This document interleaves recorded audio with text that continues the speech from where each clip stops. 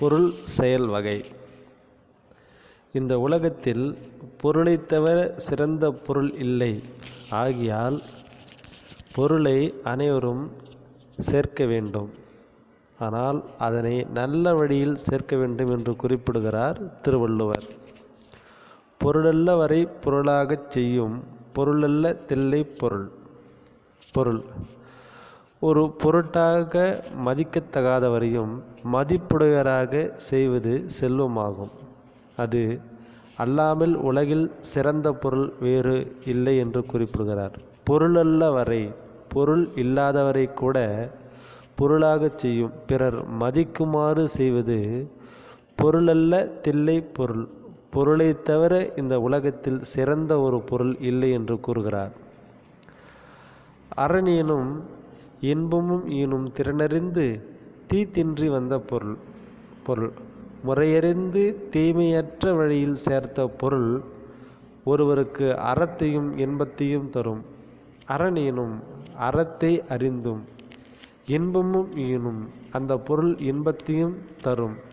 திறனறிந்து நல்ல வழியை அறிந்து தீத்தின்றி வந்த பொருள் தீய வழியில் வராத நல்ல ஒரு பொருளாகிய அந்த பொருள் உனக்கு அறத்தையும் இன்பத்தையும் கொடுக்கும்.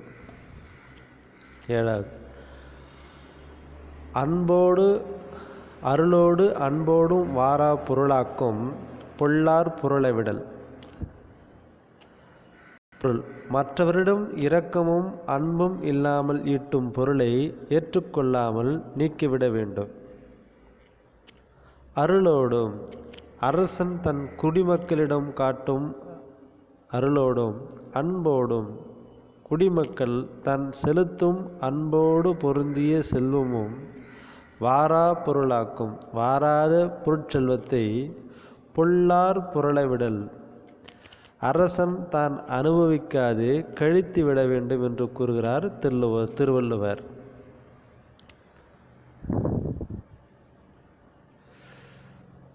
குன்றேறி யானை போர் கண்டற்றால் தன் கை தொன்றுண்டாகச் செய்வான் வினை. திருக்குறள். தன் கைப்பொருளை கொண்டு ஒருவன் செய்யும் செயலானது மலைமேல் பாதுகாப்பாக நின்று கொண்டு யானை போரை காண்பதற்கு ஒப்பாகும் என்று கூறுகிறார். குன்றேறி யானை போர் கண்டற்றால் ஒரு குன்றின் மேல் நின்று கொண்டு யானைகள் போர் செய்வதை காண்பதை போன்றது. தன் கை தொன்றுண்டாகச் செய்வான் வினை. தன் கையில் செல்வத்தை வைத்து கொண்டு ஒரு செயலை செய்வது போன்றது என்று கூறுகிறார் திருவள்ளுவர். செய்க பொருளை செருணர் செருகருக்கும் எஃகதனீர் கூறியதில். செய்க பொருளை எல்லோரும் பொருளை தேடி சேர்த்தல் வேண்டும். செருணர் பகைவர் செருகருக்கும் அவருடைய பகைமை இல்லாத ஆக்கும்.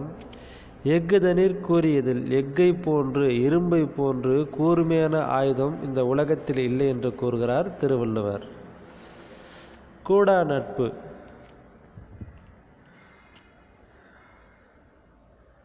தொழுத கை உள்ளும் படை ஒடுங்கும் ஒன்னார் அழுத கண்ணீரும் அனைத்து.